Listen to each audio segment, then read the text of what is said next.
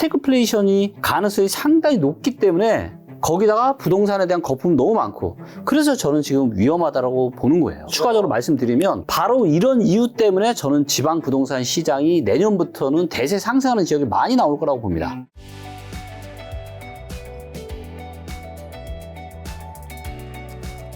중요한 건 결국 수요 공급이라고 했는데 2026년, 7년, 네. 25년 서울의 공급 물량은 어떻게 되나요? 지금 현재로서는. 공급 물량을 한번 보도록 이제 하겠습니다. 25년이니까 27년치까지는 대부분 확정된 거 아닌가요? 네, 맞습니다. 자, 서울만 보면은 이제 확정된 입주 물량으로 봤을 때 이렇게 지금 지표가 나오고 있습니다. 자, 그러다 보니까 많은 전문가들이 계속 지금 공급 절벽 이야기를 지금 하고 있는 겁니다. 그래서 25년 이후로 26년부터는 이제 엄청난 공급 절벽처럼 보이죠. 근데 요 데이터 확정된 공급 물량은 항상 이렇게 보입니다. 기억하시죠? 언제부터 전문가들이 공급 절벽 이야기를 했냐면요. 20년, 21년부터 계속 그 얘기했습니다. 자, 그런데 요게 21년이고요. 21, 22, 23, 24, 25. 이 공급이 약간 작진 하지만 공급 절벽까지는 아니거든요. 근데 왜 그런 오류를 범하시냐면 확정된 공급 물량 데이터만 보기 때문에 그래요. 근데 우리가 확정된 공급이 아니라 미확정된 공급 물량이 있거든요. 그래서 미확정된 공급 물량까지 같이 봐야 되는 겁니다. 자, 그러면 이렇게 보시면 25년도는 있고 26년에는 어때요? 확실히 작죠. 확실히 작네요. 네, 내년에는 아주 작습니다. 근데 27년에는 다시 어때요? 다시 증가합니다. 왜냐하면 현재 착공이나 분양 예정인 단계에 있는 이 세대 수만요. 16,500세대가 정도됩니다. 다시 늘어나요. 그리고 지금 그나마 서울은 괜찮기 때문에 지금 또 이주 및 철거 단계에 있는 이런 것들이 또 사업이 진행이 될 수가 있거든요. 이런 게 지금 4만 세대가 넘습니다. 그렇기 때문에 명확하게 드릴 수 있는 건 뭐냐. 26년은 공급이 매우 작다. 그래서 저는 이렇게 생각해요. 제가 지금 향후 이제 지방은 저는 26년부터는 진짜 엄청난 기회가 옵니다. 이미 이제 그런 기회들이 시작이 돼서 기회를 잡으시는 분들이 점점 늘어나고 있고 그런데 서울은 좀 달라요. 뭐냐면은 서울은 올해 하반기에 큰 하락이 한번 왔다가 내년에 공급도 작고 또 이런 하락이 오면 정부에서도 아마 또 여러 가지 긍정적인 정책들을 아마 펼칠 겁니다. 그래서 26년에 단기적인 상승장이 나올 수 있어요. 언제처럼? 금리 위기 이후처럼. 그리고 나서 그 다음에 쭉 대세 하락이 올 수도 있고요. 그래서 이거를 놓고 보면은 26년은 단기적인 반등 가능성도 저도 상당히 개인적으로 염두에 두고 있습니다. 이거가 정말 좋은 기회가 될지 아닐지는 올해 하반기에 이제 얼마나 빠지는지를 좀 보고 그리고 이제 의사결정을 좀 하시면 될 것 같아요. 자, 그리고 요즘에 신축 아파트, 몇 년 전부터 굉장히 뜨거운데, 신축 아파트 미래에 많이 오르는 것들을 좀 구별할 수 있는 방법 같은 거 있나요? 신축 아파트 관련해서는 제가 이제 누누이 말씀드리는 게 있죠. 자, 예를 들면, 자, 여기 저희 리치고에 들어가서 여기서 이제 청약을 보잖아요. 청약. 그러면은 일단 뭐 이제 청약 일정도 있고, 지난 청약을 제가 한번 볼게요. 자, 보시면은 레미안 원페를라 같은 경우가 지금 경쟁률이 151대 1이었습니다. 네, 엄청났죠. 근데 얘가 왜 이랬냐면은 여기 이제 그 데이터가 다 있습니다. 자, 보시면 첫째, 제가 항상 분양 관련해서 말씀드리는 거는 지금 주변 시세보다 좀 싸야 된다. 제가 이런 말씀 드리잖아요. 근데 여기 보시면 레미안 원페를라가 지금 평당 얼마죠? 7천 정도 했습니다. 자, 그런데 방배 그랑자이가 이제 평당 8,600이에요. 그 다음에 아크루 리버파크가 1억 3천입니다. 근데 레미안 원페를라가 7천이에요. 뭐 아크루 리버파크만큼은 아니겠지만 방배 그랑자이보다는 비싸야 되는 게 맞지 않을까요? 그쵸? 그러면 가격적인 경쟁력이 있어요, 없어요? 엄청 있는 거죠. 그리고 보시면 여기서 주변에 이제 분양했던 요것도 나오거든요. 근데 보시면은 아크로 리치 카운티 같은 경우는 지금 이제 평당 가격이 6,871만 원. DH 방배 같은 경우는 6,716만 원. 그리고 레미안 원페를라가 이제 가격이 제일 비싸죠. 7천만 원. 그리고 이제 청약 경쟁률이나 이런 것들도 지금 같이 좀 보실 수가 있고요. 아크로 리치 카운티 같은 경우는 지금 825대 1이었으니까 훨씬 더 경쟁력이 좋았고 가격은 더 쌌고요. 자, 그 다음에 방배 원페를라 같은 경우는 보면 입지가 여기 이제 보시면 이수역하고 내방역 요 사이에 있어요. 그래서 굉장히 좋죠. 그리고 요 주변에는 초등학교랑 또 중학교가 바로 또 옆에 있습니다. 그래서 방배 초등학교가 이제 서울의 이제 상위 1등급 또 학교고 서문여자중학교도 1.7등급. 그래서 학군도 굉장히 좋은 그런 아파트 단지다 보니까 경쟁률이 상당히 좋게 나왔던 것 같습니다. 자, 부동산 상승 기폭제로 예전부터 많은 분들이 질문하신 거죠. 인플레이션 얘기한 분들도 있죠. 요거는 여기 어떻게 보면 실제로 인플레이션 뭐 당연히 있을 텐데 아파트 공사비도 서울 기준 평당 굉장히 좀 많이 오르지 않았나요? 맞습니다. 그러니까 이게 기본적으로 인플레이션은 당연히 있는 거고 이 인플레이션 때문에 자산 가치가 올라가는 거는 저도 동의를 하는 부분이에요. 그리고 부동산 또 실물 자산이고 더군다나 지금은 건축비도 굉장히 많이 올라갔잖아요. 그래서 원자재 가격, 거기다 또 인건비가 많이 올라가가지고, 자, 그런데 문제는 뭐냐면은 이 인플레이션이 이제 한 두 가지 인플레이션이 있는데, 경제가 좋아지고 경제가 성장하면서 자연스럽게 발생하는, 그러니까 우리가 소득도 증가하고 먹고 살기 좋아지고, 그러면서 발생하는 인플레이션은 좋아요. 자, 그런데 지금 미국에서도 지금 올해 뭐 경기 침체 확률이 지금 40%라고 하는데, 뭐에 대한 두려움이죠? 바로 스태그플레이션에 대한 두려움이에요. 그러니까 경기가 좋으면서 인플레이션이 발생하는 거는 당연히 자산 가격이 올라가는 데 도움이 되죠. 하지만 지금은 그런 상황이 아니다라는 거예요. 경기는 안 좋은데 인플레이션이 발생하는 거. 이게 스태그플레이션이잖아요. 그렇기 때문에 지금은 이 인플레이션이 그냥 인플레이션이 아니라 스태그플레이션이 가능성이 상당히 높기 때문에 거기다가 부동산에 대한 거품이 너무 많고, 그래서 저는 지금 위험하다고 보는 거예요. 아, 그리고 여기에 제가 하나 더 추가적으로 말씀드리면, 바로 이런 이유 때문에 저는 지방 부동산 시장이 내년부터는 대세 상승하는 지역이 많이 나올 거라고 봅니다. 왜냐면 지방이라고 해서 원자재 가격이나 인건비가 싸겠습니까? 거의 비슷해요. 수도권에 짓는 가격이. 그래서 일부 지방을 보면 정말로 공급 절벽, 앞으로 몇 년 동안, 3년, 4년 동안 계속 공급 절벽에다가 이미 가격은 너무 많이 떨어져 있고, 그래서 그런 지역들은 이 인플레이션 때문에 아무리 경기 침체가 와도 저는 올라갈 가능성이 높다라고 지금 보고 있습니다. 자, 그럼 지방 얘기해 주셔서 지방 한번 볼까요? 일단 부산 한번 볼까요? 네. 5대 강력시 위주로 한번 보겠습니다. 자, 이제 부산을 보시면 부산은 이제 매매가는 계속 지금 약보합 지금 계속 보이고 있죠. 몇 년째. 그 다음에 전세 가격이 무엇보다 이제 전세 가격도 아직 전혀 반등을 지금 못하고 있는 이런 상황이고요. 자, 그런데 부산의 지금 주택 구입 부담 지수는요, 많이 내려왔습니다. 예, 한때 한 100, 한 60까지 갔다가 지금은 이제 한 111 정도거든요. 그래서 역사적인 평균하고 지금 비슷한 정도 수준까지 내려왔어요. 그래서 이 정도면 일단은 거품이 있다라고 얘기하기는 힘든 상황인 거고요. 그 다음에 소득 대비한 지금 아파트 가격은 7.5인데요. 이 정도면 언제랑 똑같냐면은 2016년이랑 똑같습니다. 그럼 소득 대비해서는 지금 부산의 아파트가 정말 많이 떨어진 거죠. 네, 정말 많이. 그래서 가격적인 메리트가 점점 생기고 있는 겁니다. 자, 그런데 이제 부산에 지금 이제 월세 대비해서 수익률이 지금 2.7%. 여전히 은행 이자보다도 못해요. 네, 그러니까 거품이 더 빠져야 되는 거죠. 자, 거기다 이제 전세가율도 지금 상당히 지금 안 좋아요. 이게 좋은 게 아닙니다.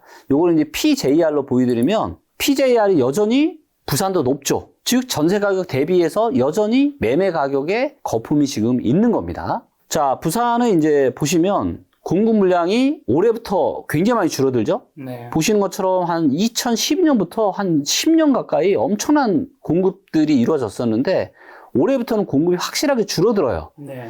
자, 그런데 문제는 뭐냐면 이걸 전체 물량으로 보시면 25년과 26년은 공급이 작은데 27년부터 또 다시 늘어납니다. 자, 그래서 부산은 내년에 단기 반등이 나올 수가 있는데 근데 이게 한 27년까지도 이어질 수는 있는데 28년에는 좀 봐야 될 것 같아요. 왜냐하면 지금 이주 및 철거 단계인 이런 사업장들이 얼마나 진행이 되느냐에 따라서 공급이 또 확정이 될 거기 때문에 그래서 부산은 지금은 확실히 점점점 지금 매력 있는 지금 수준으로 지금 가고 있는 게 지금 확인이 되고 있고 와 이걸 보니까 또 부산을 왜 이렇게 12월 달에 서울 사람들이 많이 샀죠? 자 이걸 보시면은 요게 이제 서울 사람들이 부산 아파트를 얼마나 사는지를 보여주는 거거든요. 근데 100채가 넘는 거는요, 진짜 오랜만이네요. 얼마 만이냐면 21년 9월 달이니까 지금 한 3년 반 만에 서울 사람들이 부산 아파트를 지금 사고 있는 겁니다. 네, 뭔가 이제 매력을 느끼고 있는 거죠. 그리고 부산에 여전히 매물은 상당히 많은 상황이고 그 다음에 부산이 지금 25, 26년 공급이 확실히 줄어든다고 제가 말씀드렸잖아요.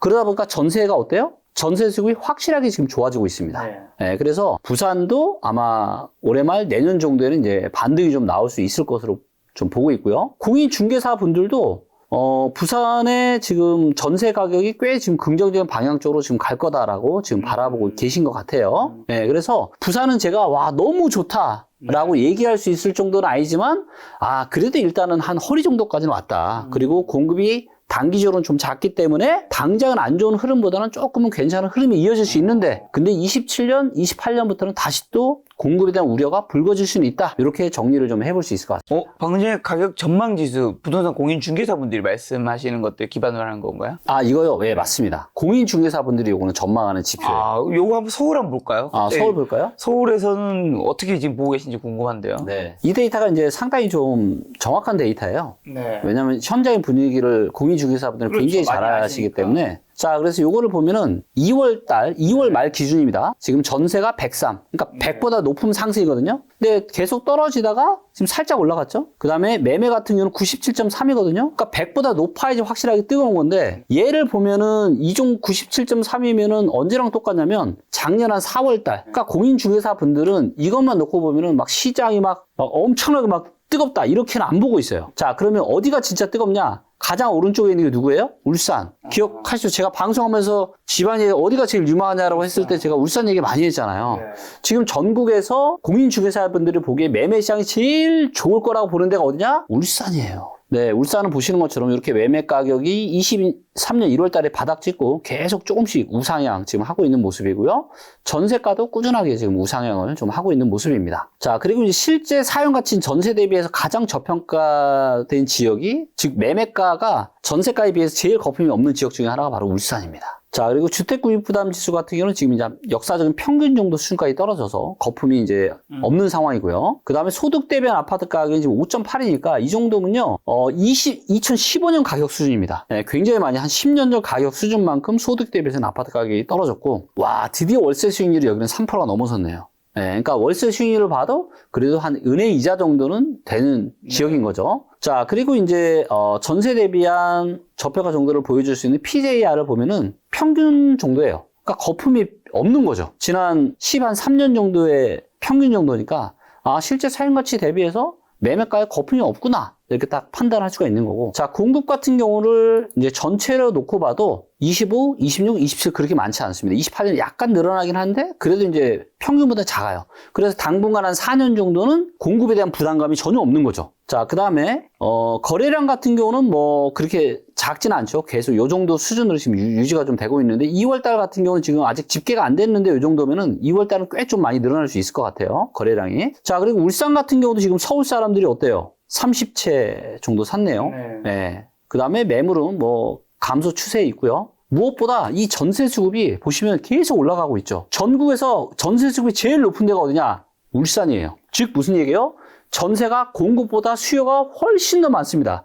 그런데 앞으로 향후 공급 물량도 많지가 않아요. 그럼 어떻게 되겠습니까? 당연히 가격이 우상향할 가능성이 아주 높은 거죠. 네. 근데 자, 이렇게 보시면 돼요. 대구가 울산에 한 2014년 초반 정도, 2013년 말이 2014년 초반 요 정도라 보시면 돼요. 대구는 이제 요 정도 지금 회복하고, 대구도 앞으로 계속 이렇게 될 겁니다. 그렇기 때문에 대구도 내년부터는 본격적으로 가격이 좀 좋아질 가능성이 아주 높다. 자, 그리고 공인중개사분들이 보시기에 전세시장, 매매시장 제일 좋은 데가 어디예요? 바로 울산. 왜? 제일 오른쪽에 있고 제일 위에 있잖아요. 네, 전국에서 우리 공인중개사분들이 봤을 때 제일 좋은 지역이라고 보는 데가 어디냐? 바로 매매시장, 전세시장 1등이 바로 울산입니다. 서울보다 더 좋아요. 서울은 여기 있잖아요. 한참 밑에 있잖아요. 네, 그렇기 때문에 진짜 뜨거운 시장은 서울이 아니다? 알게 모르게 지금 울산 시장이 뜨겁다, 이렇게 좀 보시면 될 것 같고요. 자, 그 다음에 울산 같은 경우는 또 뭐가 있냐면요, 지금 저희 리치고에 들어가서 지역 분석에 들어가셔가지고 여기 이제 랭킹에서 일자리 데이터를 보면요, 전국 이제 3년 동안의 일자리 증가수 1등이 울산입니다.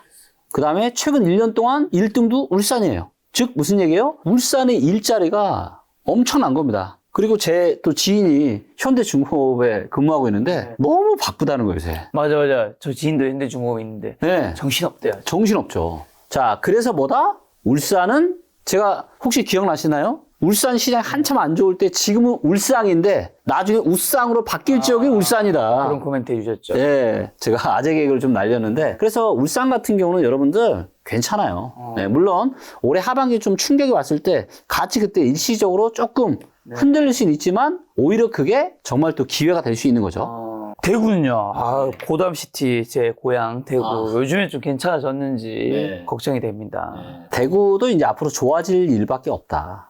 다시 뭐 더 떨어질 때는 없는 것 같아요. 없습니다. 이제는 여기서 더 떨어지면 어떡하겠어요. 네, 좋아질 일밖에 없다. 그러니까 저는 이 부동산 전문가가 해야 될 역할들이 여러 가지가 있다고 생각하는데, 지금 현상만 보고 현상을 이야기하는 게 아니라 저는 어떻게 보면 좀 중재자의 역할을 좀 할 필요가 있다고 봐요. 그래서 부동산 전문가가 너무 과열이 되면 좀 워워시킬 필요가 있고, 너무 침체되면 좀 이렇게 좀 띄워줄 필요가 있고, 네, 그래서 제가 한 4월 달부터는 이제 전국을 좀 침체된 지역을, 하지만 앞으로 희망이 있는 지역을 좀 다니면서 이런 부동산 강연을 제가 릴레이를 좀 하려고 합니다. 그래서 대구도 제가 좀 생각하고 있고요. 자, 대구 보시면 23년 초반이 바닥이었는데 거의 뭐 오른 게 없죠? 네, 거의 뭐 오른 게 없고, 문제는 뭐냐? 전세가가 지금 계속 떨어지는 겁니다. 떨어지네요. 그렇죠. 자, 그러다 보니까 지금 전세 저평가를 봐도 대구가 꼴등이에요. 그러니까 매매 가격이 그렇게 떨어졌는데 문제는 전세 가격이 더 떨어지다 보니까 이런 현상이 지금 발생을 하는 거죠. 자, 그런데 대구의 지금 주택 구입 부담 지수는 86인데요. 이 정도면은 2015년 4월 달 수준보다 못해요. 그러니까 10년 전으로 지금 가격이 회귀한 겁니다. 예, 진짜 매력적인 구간이죠. 자,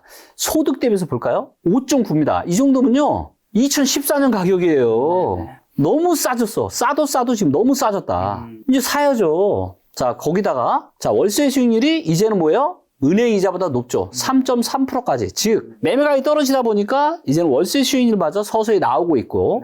네. 자, 그 다음에 이제 대구의 전세가율이 이렇게 폭락을 했는데 이유는 여기에 있습니다. 요거 때문에. 공급 폭탄. 23년, 24년. 이 공급 폭탄 때문에 대구 한때 뭐 40%, 50%씩 폭락했잖아요. 자, 그런데 너무 안 좋아서, 자, 이제는 공급이 어떻게 되고 있죠? 25, 26, 27, 28년까지 공급이 정말로 작습니다. 지금 최악의 공급 절벽인 데가 어디냐? 이제 그 지역 중에 하나가 바로 대구입니다. 그런데 대구의 전세 수급이 지금 좋아지고 있죠? 즉, 전세 공급보다 전세 수요가 많아지고 있고, 지금은 전세가가 약세지만 얘가 120, 130으로 올라가잖아요?